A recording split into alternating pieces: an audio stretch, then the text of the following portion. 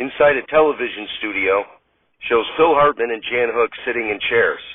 Hartman: Hello, I'm Hill Hartman, and welcome to our 15th installment of SNL's Crazy Critics, where one of our critics critiques the last SNL episode.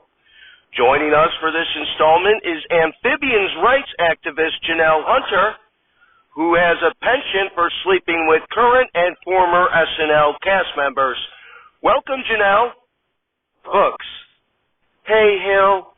Hartman: What's the matter, Janelle? Aren't you going to do an amphibians rights plug? Hooks: Well, obviously, I urge the listeners to donate to our cause at amphibiansrights.com. Amphibians' rights are constantly under attack, but I'm worn out today after spending last night with Jon Lovitz. Hartman: Is that right?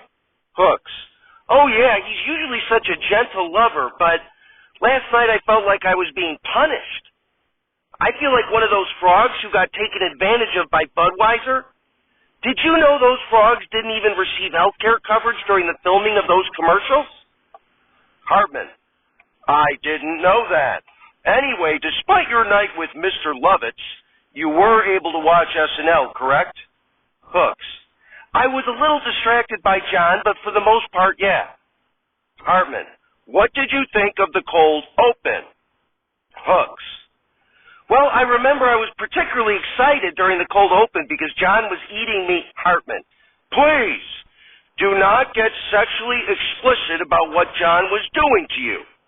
Hooks: Okay, well, I was super excited, as I was saying, and Heidi and Marcelo did a great job. They both looked incredible.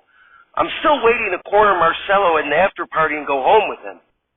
But they were great as the champagne carpet hosts, and Keenan was funny as Mike Tyson. Chloe did a wonderful Jamie Lee Curtis impression. Sarah killed it as a Jewish acting coach. Mikey and Molly were great as Colin Farrell and Brendan Gleeson. And Bowen was great as George Santos, who's not as great in bed as he claims, by the way.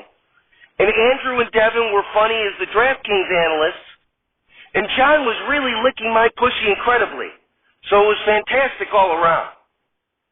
Hartman: Okay, please. I don't think our audience can handle having to picture Jon Lovitz performing cunnilingus.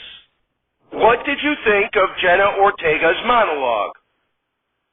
Hooks: Well, I cummed pretty hard during the opening credits, and then John went to the bathroom, so I was really locked in during the monologue. Jenna looked incredible. She's really a beautiful young lady, and it was very cute seeing her in her old toothpaste commercial, but then I got very upset. Hartman: Why is that? Hooks: Because my ex-boyfriend Fred Armisen was there and made a cameo. Fred and I had a secret, intense on and off love affair during his time on SNL, and it brought back a lot of intense feelings seeing him out there. Hartman: Okay, well, moving on from your love life. Hooks: Fred never took amphibians' rights seriously. He actually ordered frog's legs one time at a restaurant. That pig. Hartman: Okay, anyway, moving on. What did you think of the first sketch after the monologue, School versus School? Hooks: Well, I thought everyone in it did a great job and was very funny. I missed bits and pieces of it because John came back in from the bathroom and started nibbling on me from head to toe. But I didn't appreciate the X-Men spoof. Hartman: Why is that? Hooks: The X-Men have proven for decades to be anti-amphibian, as they have an often occurring villain character called Toad. It's a brutal, outdated, and politically incorrect representation of the amphibian culture. So seeing anything to do with X-Men is very triggering for me. Hartman: Very well. How about the following video sketch by Please Don't Destroy? Hooks: Well, I only heard this one as I climbed on top of John. Hartman: Good God. Hooks: But what I heard, I thought it was great. They were singing about a road trip until Martin couldn't handle Nav, which I didn't understand because he needs no help navigating the female anatomy. Hartman: Hooks: But it was great. All three of them are great. The four of us filmed a great gangbang video that I hope they haven't destroyed. Hartman: Moving on, how about the next sketch, The Parent Trap. Hooks. Well, I turned around and saw that Fred was in it, so I yelled at John to talk dirty to me so I didn't have to hear it. Hartman. So you didn't catch any of it? Hooks. Not really. John kept yelling that I was the annoying man's little cum slut. Hartman. Very well. Had John finished talking dirty by the time of the next sketch? Ridiculousness. Hooks. Well, he started to lose some steam, but once we heard Jenna talk about the cat giving birth to the freakish fused 6 cats into one, that gave John new life, and he started yelling about my pussy cat and what it was going to give birth to. Hartman. I need to find a new show to host. Anyway, what did you think of the next video sketch? Waffle House. Hooks. Well, John had just finished up when it started, so I was able to catch most of it, and I thought it was very funny that during the dramatic breakup that you had all those characters in the background making a ruckus, particularly Mikey wanting them to put the taser down his pants. I don't know if there'd be any room down there with his other taser. Hartman. Isn't he married? Hooks. Oh, that's right. I'm supposed to keep that one on the DL. But I always have a great day with Mikey. Hartman. What did you think of 1975's performance? Hooks.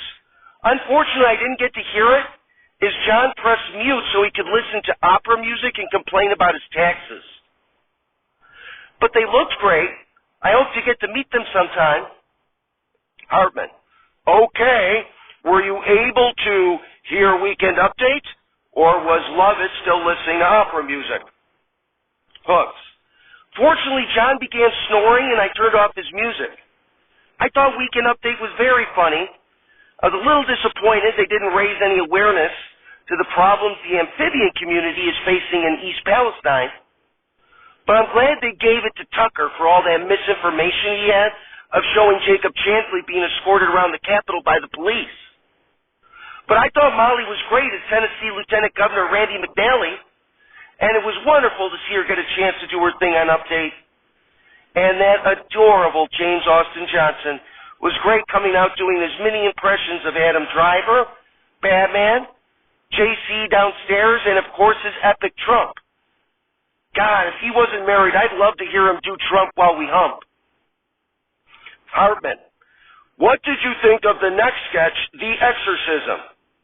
Hooks. Well, I didn't catch this one as John and I got into a fight. He woke up and called over a blonde and a brunette to join us, saying he wanted to diversify his Cox portfolio. Philip Seymour Hoffman, as Joe King, comes out and says, well, since Janelle was too busy getting cuck-queened, I'll handle this sketch, Hartman. Hartman. If you say so, boss. Hoffman. Well, this sketch had the beautiful, lovely, and talented Jenna Ortega as a daughter possessed by a demon, with Andrew and Chloe, sans blonde hair, much to my chagrin, as her parents, and with James as an overwhelmed priest waiting for Father Murphy to join them. Of course, my alter ego is named Tom Murphy, so having the absent father in this sketch be so named was a secret message to me. Hartman. I can't believe I'm saying this, but I think I'd rather hear about John Lovitz's sex life instead of you finding secret messages.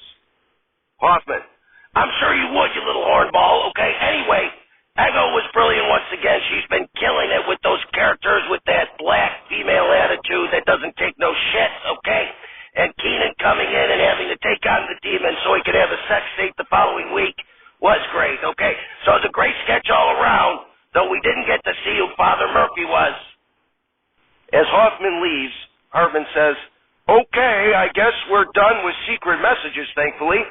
Janelle, were you able to catch 1975's second performance? Hooks. Unfortunately, no. After I got John to kick out the brunette and blonde, he put the TV on mute again and put back on his opera in protest. Hoffman.